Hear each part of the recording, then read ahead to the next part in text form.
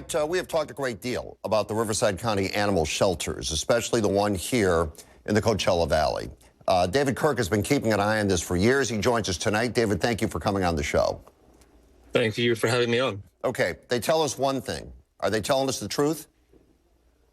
I very much doubt it. The problem has been going on for decades. When we started cat rescue in 2008, the stats showed that 81% of cats entering CVAC never left alive, which is probably one of the worst statistics I've ever come across.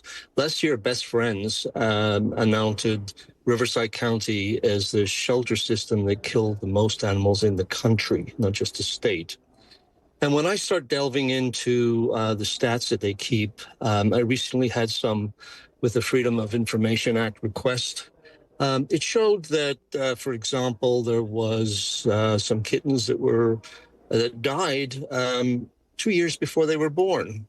So when you see errors like that, you have to wonder how much other data errors there are in their system. Okay, so you look through the data. We know there are mistakes. Do they try to cover that up, in your opinion? No, they don't try and cover it up. It's there for anyone to see. I doubt anybody looks at it with the same analytical auditing that I do. All right. And that being said, because this has been going on for so long, why hasn't anything been done about it yet? I wish I knew the answer to that, Fred, because if I did, I would be on it in 5 minutes. There have been people who have been pushing for change for 15 years, some even more than that. And the culture there steadfastly remains the same.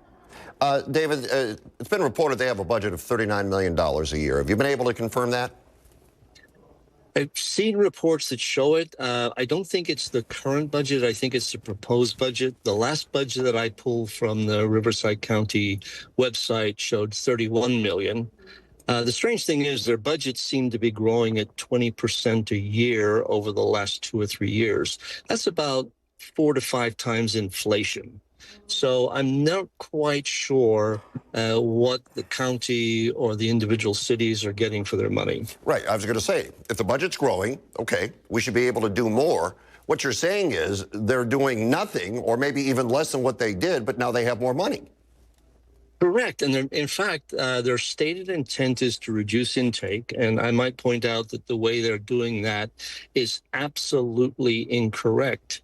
But when you look at the intake rates over the last 2 or 3 years, that has declined somewhat, yet the budget still increases. David, fantastic information. Thank you for joining us tonight. Thank you for having me.